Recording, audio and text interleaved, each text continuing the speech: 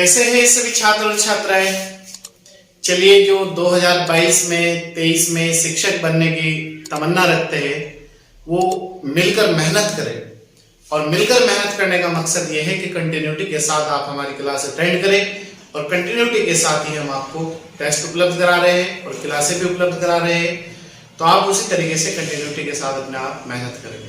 देखो, मैं आपको एक चीज क्लियर कर दूं कि अगर आप अभी से लग जाते हैं और 2 से 3 घंटे कंटिन्यू पढ़ लेते हैं तो आपको कोई भी 130-35 नंबर लाने से रोक नहीं सकता, चाहे वो फर्स्ट पेपर हो चाहे सेकंड पेपर हो। ठीक है, एक योजनाबद्ध तरीके से आप तैयारी करें। ये नहीं कि कुछ बिठा पढ़ लिया, नहीं, योजना बनाइए आप पढ़ाई। ठीक है, इस पे एक मैं आपको वीडियो बना दूंगा किस तरीके से हमें पढ़ना चाहिए, किस तरीके से नहीं पढ़ना चाहिए। आप वो थोड़ा सा उसकी हेल्प ले लीजिएगा। ठीक है, चलिए, आज टेस्ट है हमारा बाल विकास और शिक्षा शास्त्र। टेस्ट नंबर 4 है। इससे पहले 3 टेस्ट हो चुके हैं, आप वो प्लेलिस्ट से जाकर पढ़ लें 3 टेस्ट। ठीक है, और बाकी आपकी जो एसएसटी की क्लास है वो भी चल रही है, वो भी प्लेलिस्ट में पड़ी है। एसएसटी के टेस्ट भी आप प्लेलिस्ट में पढ़े, 11 टेस्ट हो चुके हैं। हिंदी भाषा जो है उसके भी टेस्ट लगभग 9-10 हो चुके हैं, वो प्ले लिस्ट में। और हिंदी की 20-22 क्लास हो चुकी है, वो भी प्ले लिस्ट में है। ठीक है, आप वहां से कंटिन्यूटी के साथ क्लास अटेंड करें और बाकी और अदर चीजें जो है आपकी वो भी जल्दी ही चलाएंगे हम लोग। पहला क्वेश्चन है, सकारात्मक दंड का निम्न में से कौन सा उदाहरण है? सकारात्मक दंड का कौन सा उदाहरण है? पॉजिटिव, मित्रों द्वारा उपहास ब्रैकेट में लिखा हुआ मजाक। दूसरा है मित्रों के साथ समय बर्बाद करना। तीसरा है ए व बी दोनों, मतलब मित्रों के साथ उपहास भी और मित्रों के साथ समय बर्बाद भी। डी है कोई नहीं। तो इसका हमारा जो आंसर है वो है ए, मित्रों द्वारा उपहास।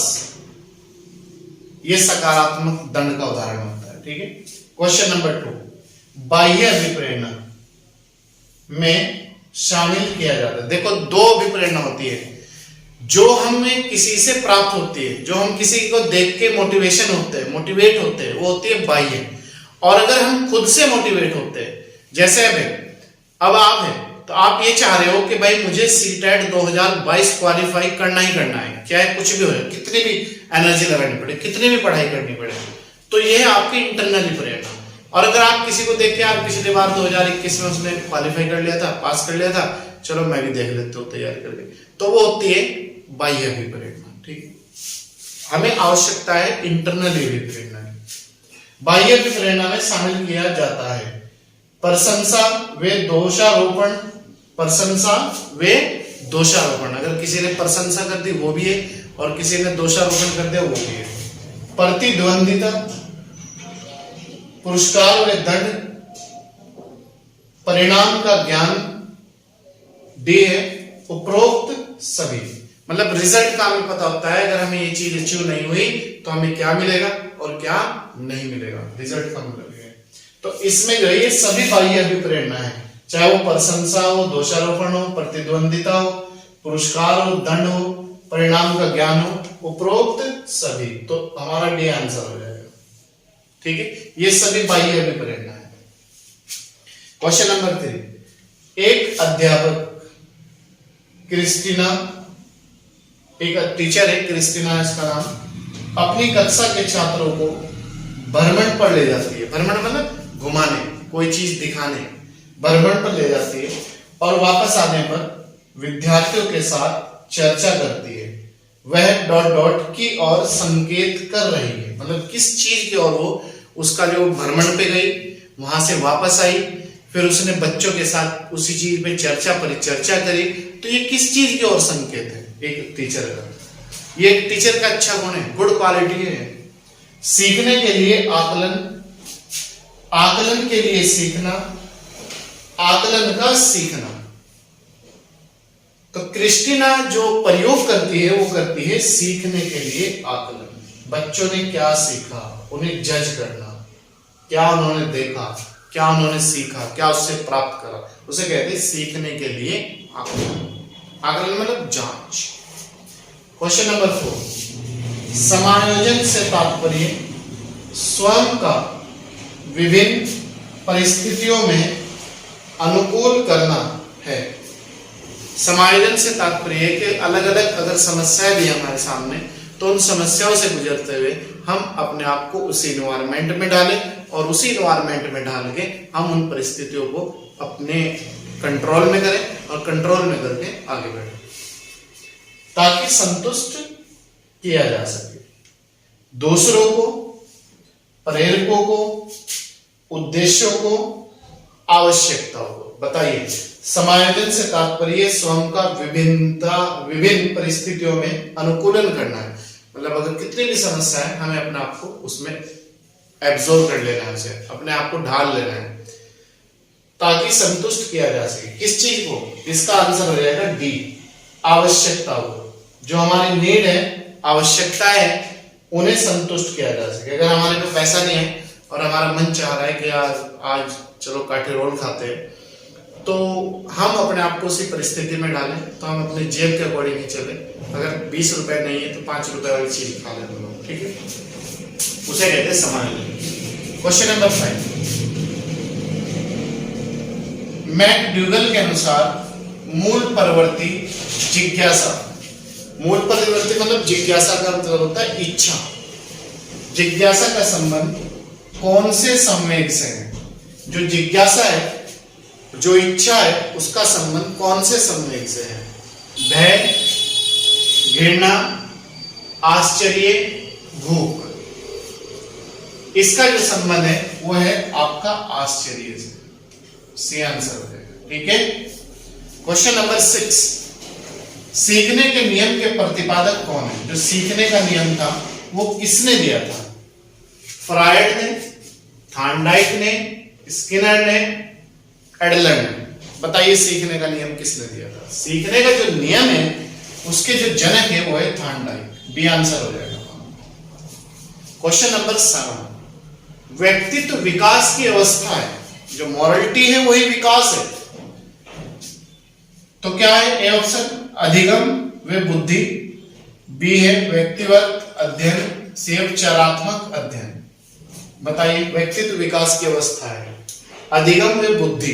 इसका आंसर हो जाएगा हमारा ए, अधिगम और बुद्धि व्यक्तित्व विकास की अवस्था है। अधिगम मतलब सीखना और बुद्धि मतलब आईक्यू। अधिगम का व्यवहारिक सिद्धांत निम्न है। सीखने का जो व्यवहारिक सिद्धांत है वो कौन सा है? संबंध प्रतिक्रिया का सिद्धांत, बी प्रबल सिद्धांत, स्किनर का क्रिया प्रस्तुत अधिगम का सिद्धांत, और डी है उपरोक्त सभी। बताइए, अधिगम का व्यवहारिक जो सिद्धांत है वो कौन सा है? संबंध प्रतिक्रिया का सिद्धांत भी है, प्रबल सिद्धांत भी है, स्किनर का क्रिया प्रस्तुत, जैसी क्रिया होगी वैसी एक्टिविटी होगी का सिद्धांत, तो इसमें हो जाएगा उपरोक्त सभी। डी आंसर हो जाएगा वहां, ठीक है? क्वेश्चन नंबर 9, सीखने की प्रोजेक्ट विधि किस अवस्था के लिए उपयोगी है? मतलब जो प्रोजेक्ट विधि है वो किस अवस्था के लिए बेहतर है, अच्छी है, उपयोगी है, लाभदायक है? बाल्यावस्था के लिए, पूर्व बाल्यावस्था के लिए, किशोर अवस्था के लिए, उपरोक्त सभी। तो बताइए कौन से के लिए आवश्यक अच्छी है? यह है आपकी सभी स्टेज के लिए, सभी अवस्थाओं के लिए, सभी एज के लिए और सभी प्रकार के बालकों के लिए अच्छी होती है। क्वेश्चन नंबर 10, निम्न में से जन्मजात अभिप्रेरक कौन से हैं जो हमें नेचुरली प्राप्त होते हैं, जन्म से ही प्राप्त होते हैं? निंद्रा, खेलना, प्रशंसा, क्रोध। बताइए इनमें जन्मजात जो अभिप्रेरक है वो कौन सा है? जो जन्मजात अभिप्रेरक है वो है निंद्रा, नींद। बाकी खेलना बाह्य है, प्रशंसा बाह्य है, क्रोध भी बाह्य है। तो ये आपका जन्मजात प्रेरक है, निंद्रा, ठीक है? इसके बाद नेक्स्ट क्वेश्चन है, क्वेश्चन नंबर 11 देखिए क्या कहते हैं? शिक्षण अधिगम। अधिगम होता है सीखना, शिक्षा को सीखना। प्रक्रिया को प्रारंभ करने से पहले एक कुशल अध्यापक को क्या करना चाहिए? मतलब टीचर को पढ़ाने से पहले बच्चों को, उसे कहते हैं कुशल अध्यापक को क्या करना चाहिए? तो देखते हैं क्या करना चाहिए। अधिगम परिस्थितियां उत्पन्न करनी चाहिए, मतलब वहां पर माहौल क्रिएट करना चाहिए पढ़ाई का, वहां पर इन्वायरमेंट बनाना चाहिए पढ़ाई का। चुटकुले सुनाने चाहिए, मतलब कविता वगैरह कहानियां चुटकुले सुनाने चाहिए। सी, छात्रों को दंडित करना चाहिए, ये तो बिल्कुल भी नहीं हो सकता। डी है कोई नहीं, नन ऑफ दीज। तो देखो इसमें क्या है, ये भी कट गया, ये नहीं हो सकता, ये नहीं हो सकता, तो हमारा आंसर हो जाएगा ए। अधिगम परिस्थितियां उत्पन्न करनी चाहिए, मतलब वहां पर माहौल क्रिएट करना चाहिए, इन्वायरमेंट क्रिएट करना चाहिए पढ़ाने के लिए, ताकि बच्चे फिजिकली और मेंटली दोनों चीजें से तैयार हो जाए पढ़ने के लिए। नेक्स्ट, स्मिथ ने शिक्षण की त्रिध्रुवी प्रक्रिया में कार्यवाहक माना है। यह भी क्वेश्चन आ सकता है, त्रिध्रुवीय शिक्षण की प्रक्रिया किसने दी थी? स्मिथ ने दी थी। तो कार्यवाहक का मतलब है किसे जिम्मेदार माना है? ए, अभिभावक को, शिक्षक को, शिक्षार्थियों को, पाठ्यक्रम को। तो त्रिध्रुवीय जो प्रक्रिया है शिक्षण की, स्मिथ के द्वारा जो दी गई थी, उसमें कार्यवाहक किसे माना गया है, किसे महत्वपूर्ण भूमिका में रखा गया है? वो रखा गया है शिक्षक को। तो बी आंसर हो जाएगा हमारा। ठीक है। क्वेश्चन नंबर 13, नवीन ज्ञान व नवीन प्रतिक्रियाओं का, मतलब नई चीजें सीखना और नई नई चीजों का रोज आविष्कार करना और नई नई प्रतिक्रिया उत्पन्न करना का अर्जन करने की प्रतिक्रिया अधिगम प्रक्रिया है। मतलब नवीन चीजों को सीखना और नई नई समस्या उत्पन्न करना। यह कथन किसका है? नवीन ज्ञान व नवीन प्रतिक्रियाओं का अर्जन करने की प्रतिक्रिया अधिगम प्रक्रिया है, मतलब सीखने की प्रक्रिया है। यह कथन किसका है? थॉर्नडाइक का, वुडवर्थ का, गैने का, हल का? बताइए किसका है ये कथन? ये कथन है वुडवर्थ का। बी आंसर हो जाएगा। ठीक है। क्वेश्चन नंबर नेक्स्ट, तत्परता का नियम, most very very important point. तत्परता का नियम किसने दिया था? Pavlov, Ebbinghaus, Thorndike, signal? बताइए किसने दिया था तत्परता का नियम? तत्परता का नियम जो दिया था वो दिया था थॉर्नडाइक। ठीक है। इसके बाद क्वेश्चन नंबर 15, रॉस ने, रोनाल्ड रॉस से पूरा नाम इनका, संवेग को कितने भागों में बांटा है? संवेग मतलब इमोशनलिटी, जो भावात्मक हो जाते हैं, हम रोने लगते हैं, हंसने लगते हैं, इस तरह की जो चीजें है, तो उसे रॉस ने संवेग के कितने भाग बताए? ए 2 भाग, बी 3 भाग, सी 4 भाग, डी 5 भाग। बताइए। रॉस ने संवेग के 3 भाग बताए। बी आंसर हो जाएगा हमारा। ठीक है। क्वेश्चन नंबर 16, अभिप्रेरणा की व्याख्या जन्मजात मूल प्रवृत्तियों के आधार पर की जा सकती है। किसने कहा है? मतलब अभिप्रेरणा क्या होती है? एक तो इंटरनली अभिप्रेरणा होती है, एक एक्सटर्नल होती है, एक बाह्य, एक आंतरिक। तो ये कौन व्यक्ति कह रहा है कि जो अभिप्रेरणा है वो जन्मजात मूल प्रवृत्तियों के आधार पर की जा सकती है? मतलब उन्हें हम जन्मजात मूल प्रवृत्ति जो है उसके आधार पर अंतर कर सकते हैं, कौन सी बाह्य है, कौन सी आंतरिक है। McDougall, Kurt Lewin, Freud, Skinner? बताइए किसने कही ये बात? ये बात कही थी मैकडूगल ने। ये आंसर है हमारा। ठीक है। क्वेश्चन नंबर 17, निम्न में कौन सा जन्मजात प्रेरक नहीं है? नहीं, याद रखना, नहीं है, जन्मजात प्रेरक नहीं है। भूख, प्यास, आदत, नींद? बताइए कौन सा जन्मजात प्रेरक नहीं है? देखो, भूख जन्मजात है, प्यास जन्मजात है, नींद जन्मजात है, जबकि आदत नहीं है। तो हमारा आंसर हो जाएगा सी। सी आंसर हो जाएगा। आदत जो है वो जन्मजात नहीं होती, वो आपकी बाह्य वो होती है चीज। क्वेश्चन नंबर 18, वाइगॉत्सी बच्चों के सीखने में निम्नलिखित में से किस कारक की प्रमुख भूमिका है? वाइगॉत्सी के अनुसार बच्चों के सीखने में, जो बच्चा सीखता है, निम्न में से किस कारक की महत्वपूर्ण भूमिका है? सामाजिक कारक, आनुवंशिक कारक, नैतिक कारक या फिर शारीरिक कारक? बताइए किस कारक की महत्वपूर्ण भूमिका है? यह है आपकी सामाजिक कारक की प्रमुख भूमिका है। ठीक है, तो सामाजिक जो कारक होते हैं, जो बच्चा समाज से सीखता है, आसपास के एनवायरनमेंट से सीखता है, उनकी प्रमुख भूमिका होती है। क्वेश्चन नंबर 19, प्रायः शिक्षार्थियों की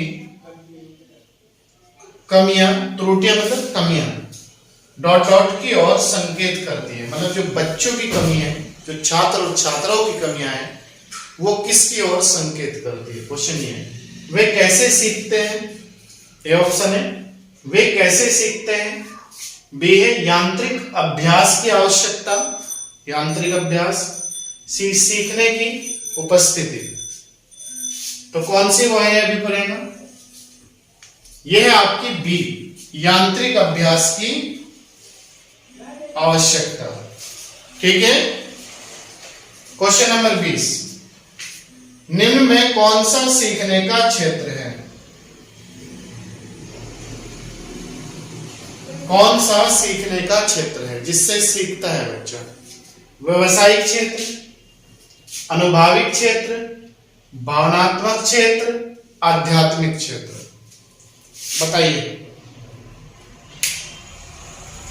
कौन सा सीखने का क्षेत्र है? यह है आपका बी आंसर, अनुभविक क्षेत्र। अनुभव, किसी काम को करने के बाद जो हमें अनुभव मिलता है, जो हमें एक्सपीरियंस मिलता है, उससे हम ज्यादा सीखते हैं। तो ये आपका सीखने का जो क्षेत्र है वो है अनुभव। ठीक है, तो ये थे आज के हमारे 20 नंबर का टेस्ट जो मैंने आपको उपलब्ध कराया हो। आप इसे अच्छी तरीके से पढ़ें और अच्छे तरीके से कंटिन्यूटी के साथ आगे बढ़े। बाकी नेक्स्ट टेस्ट के लिए आप इंतजार करिएगा, तब तक आप इसे रिवाइज करिएगा।